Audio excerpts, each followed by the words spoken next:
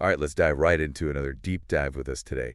This time, we're looking at a story about two best friends, Lily and Ben, and how they deal with all the little things that come up in school. Oh, this is a good one. You wouldn't think a kid's story could have so much to say about how to deal with problems and what it means to be a good friend, but this one does. I know, right? And the way the author sets everything up from the very beginning, like how Lily and Ben get ready for school, is so smart. I mean, Lily is all about her bright red shoes and making sure her backpack is covered in animal stickers.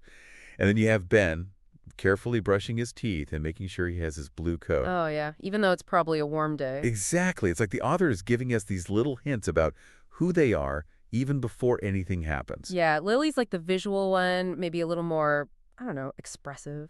And Ben, he seems a little more practical, maybe even a little cautious, but they're both obviously so excited to get to school. And then, boom, we're on the playground, and things get a little intense. It's recess, everyone's running around playing tag, and Lily suddenly realizes her favorite toy bunny, Snowball, is missing.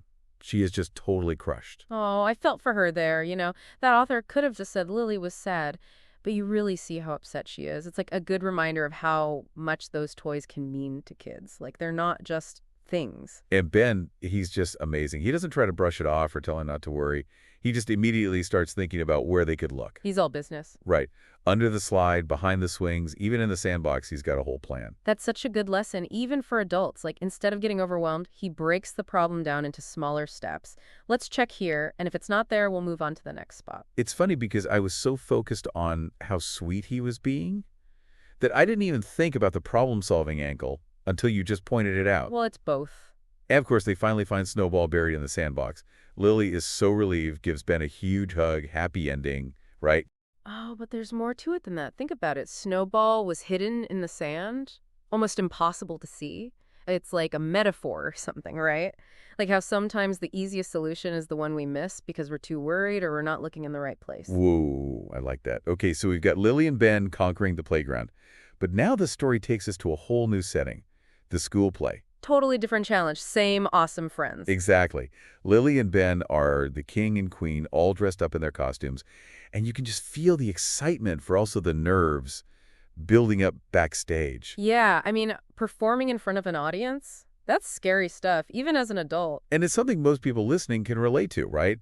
Like giving a presentation at work or even just talking to a big group of people. Absolutely, that feeling of everyone watching you. And poor Ben, he gets hit with a bad case of stage fright. Right when it's his turn to speak, he completely blanks on his lines. Total nightmare scenario. It is.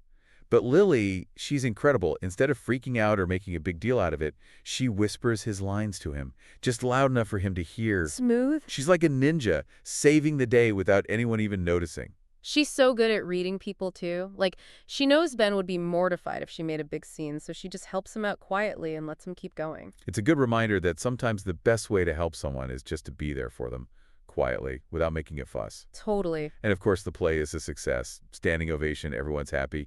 And you can just tell that Lily and Ben are so proud of each other. They did it together, which is the whole point, right? Exactly. This story really is packed with lessons about what it means to be a good friend. And we've only just scratched the surface. There's so much more to unpack here, like what this all tells us about how to deal with problems in general, not just in friendships. Okay, I'm ready to go deeper. Let's get into it. It's amazing how this story, it seems so simple at first, but it really makes you think about friendship and like all the different ways we can support each other. Absolutely. And one of the things that really stands out to me is how the author shows us that, we all have different strengths. And like those strengths can really work together in a friendship. Right, like Lily, she's so good at thinking on her feet and understanding how people are feeling. But Ben, he's all about like practical solutions and taking action. And they both needed those different skills to get through those challenges, right? Totally. And it makes me wonder, like, do you think it's important to have friends who are different from us in some ways? Oh, definitely. I think when you have friends who approach things differently than you do, it helps you grow. Like, you can learn from each other. That's true. It's like sometimes you need someone to help you come up with a plan, and sometimes you just need someone to listen. Exactly. And sometimes you need someone to tell you, like, hey, maybe you should think about it this way. I like that. Like friends who can challenge us a little bit. Yeah, because they can help us see things from a different perspective. So it's not just about finding friends who make us feel good. It's also about finding friends who make us, I don't know, like better people. I think so. And that doesn't always have to be like a big dramatic thing. Sometimes it's just those little moments, like when a friend says something that makes you think about something in a new way. It's like every conversation can be a learning experience. I love that. This makes me think about empathy, too. Like, do you think there's a connection between being open to different perspectives and being able to understand how someone else is feeling? That's a really interesting question. I mean, I think empathy definitely involves being able to see things from someone else's point of view. So, yeah, I think being open to different perspectives probably makes it easier to be empathetic. So maybe, like, having a diverse group of friends with different backgrounds and experiences could actually help us become more empathetic people. It makes sense, right? The more we expose ourselves to different ways of thinking and feeling, the better we'll be at understanding and connecting with other people. Okay, so we've talked about understanding different perspectives, but earlier we were also talking about taking action. Like, Ben didn't just tell Lily not to worry, he actually helped her look for Snowball. Right, and that's so important because empathy without action, it can feel kind of empty. Yeah, like it's one thing to say, I'm so sorry you're going through this, but it's another thing to actually do something to help. Exactly. Sometimes the most helpful thing you can do is just listen, but sometimes you need to step up and offer practical support. So it's about finding that balance between understanding how someone feels and actually doing something to help. That's it. And that balance might look different depending on the situation and the person.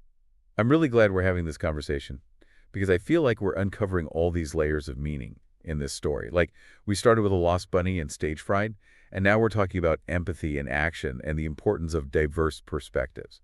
It's amazing what you can find when you really start to dig into a story. And there's still more to explore. Oh, yeah, definitely. There's one more thing I want to talk about, something that the ending of the story really made me think about. It's about, like, what true friendship really means.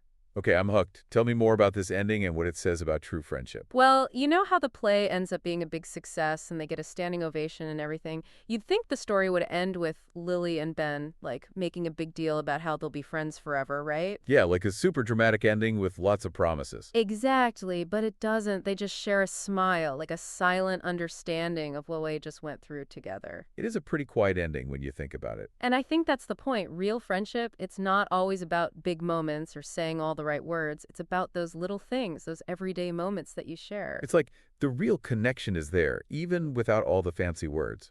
Exactly. And it made me think about my own friendships. The ones that have lasted the longest, they're not always the ones with the most drama. It's more about like those shared memories, the inside jokes, the times when you just get each other without having to explain anything. It's like a secret language that only you two share. Yeah, and sometimes you don't even need words at all. Think about how Lily helped Ben during the play.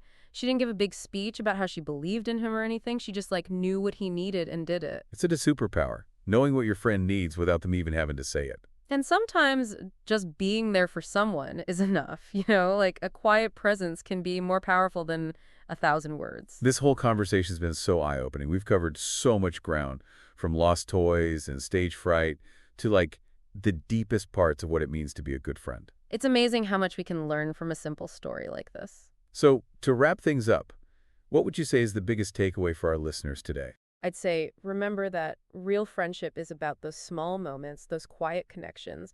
It's about being there for each other in whatever way you can. And don't forget to appreciate those friends who are different from you because they can help you grow in ways you never imagined. I love that. Thank you so much for joining us for this deep dive, everyone. And remember, keep those friendships strong, stay curious, and we'll see you next time.